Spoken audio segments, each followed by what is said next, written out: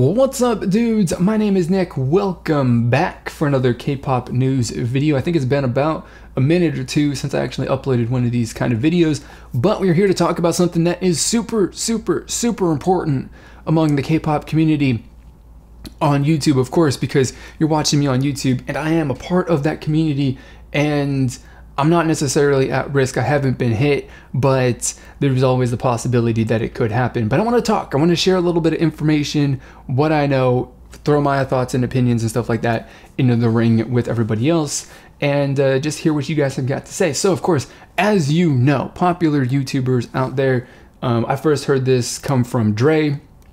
A bunch of other YouTubers that you are more familiar with than I am probably have come out and said that they have received copyright strikes on their channel, pretty much for using content that comes from Mnet. And supposedly the copyright strikes were coming from CJ which is the company that owns and runs Mnet. So that's Mnet, the TV network, which does M Countdown, which is where a lot of the live performances that people are reacting to have come from. Also the Mama Awards, the Mnet Asian Music Awards, also fall under that umbrella as well. And so people who are reacting to those stages have gotten their videos copyright strikes on those videos on their YouTube account.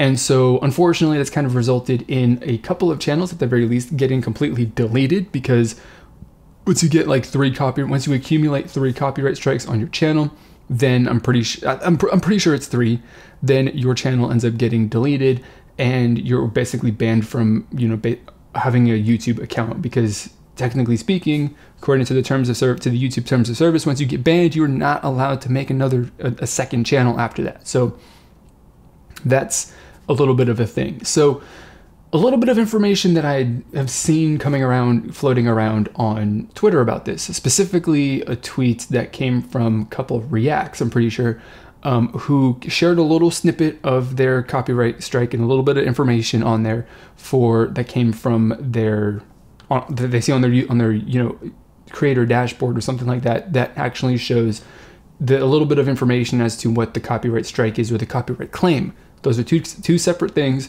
One of them is bad, the other one's not necessarily that bad. But the key point in that entire picture, which if I can find it, or if I remember, I'll try and put it up on the screen here so that you guys can actually see it. It actually shows the email address as to kind of the company that is associated with who is filing these copyright strikes.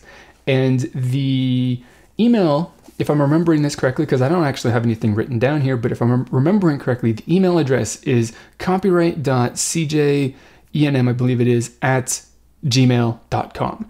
And the whole at gmail.com thing, for it being their email, is super fishy and suspect and shady, and just probably absolutely means that these copyright strikes are fraudulent, they are fake, they are false, they have been done by somebody posing as CJ. It's basically a CJ imposter.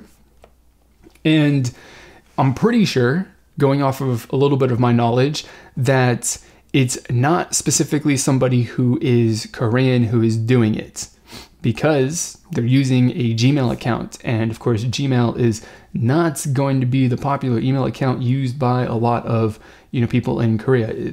Just the average person, most people use either Naver, probably being the #1 email thing, but you also have, I'm pretty sure Daum has email as well. In fact, I think I have a Daum email account, to be honest. But those are for the Daum cafes, which I don't actually, that was the thing that I was trying to do back in the day. But all of that's irrelevant.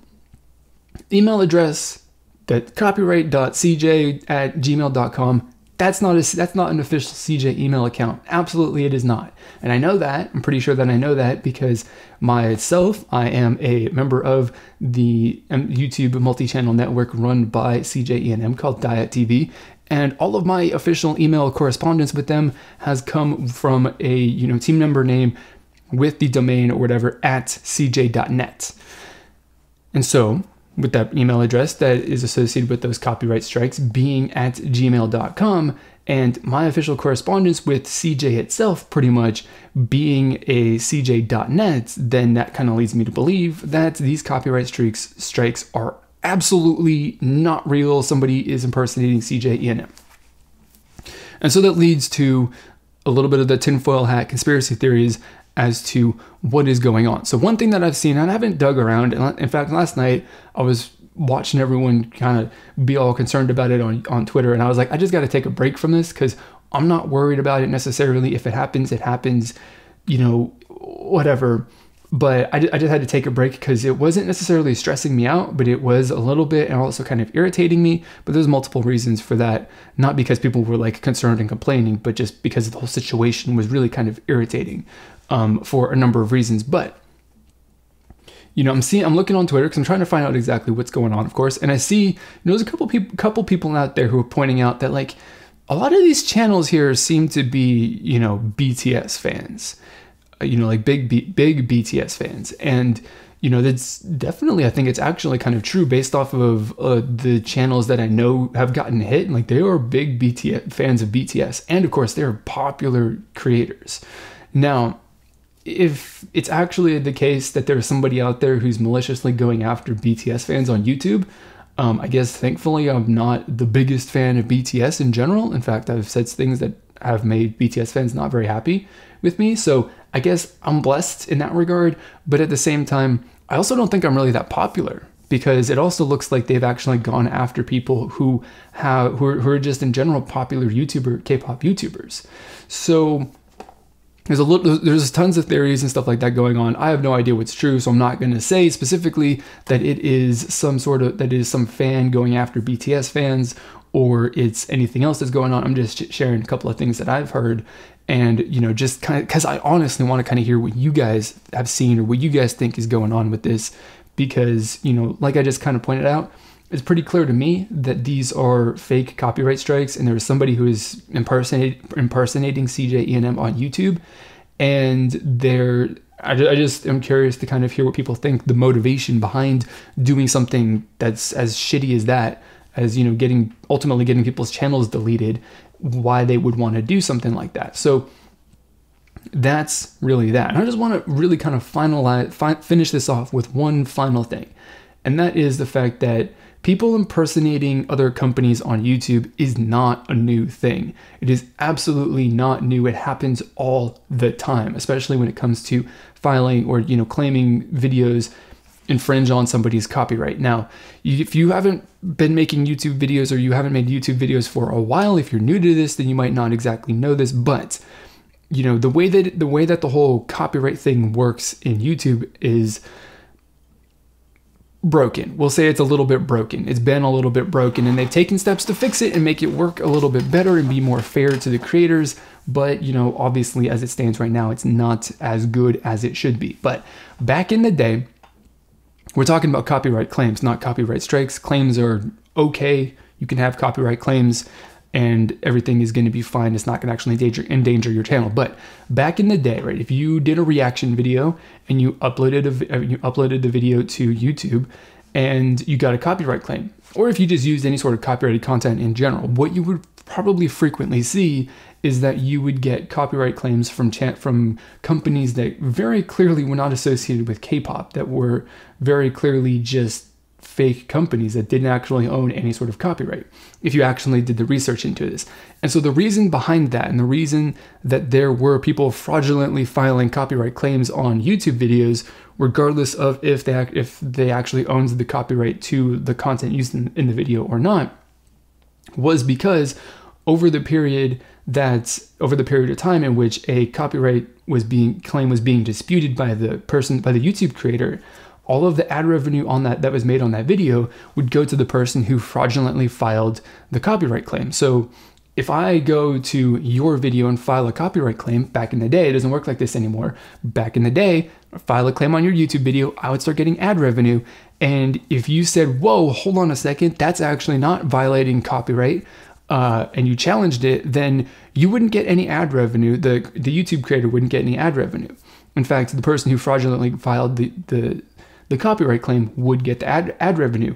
And what they would do, because of course they can't defend it, it's not real, they can't say like, excuse me, no, not really, you know, you're wrong.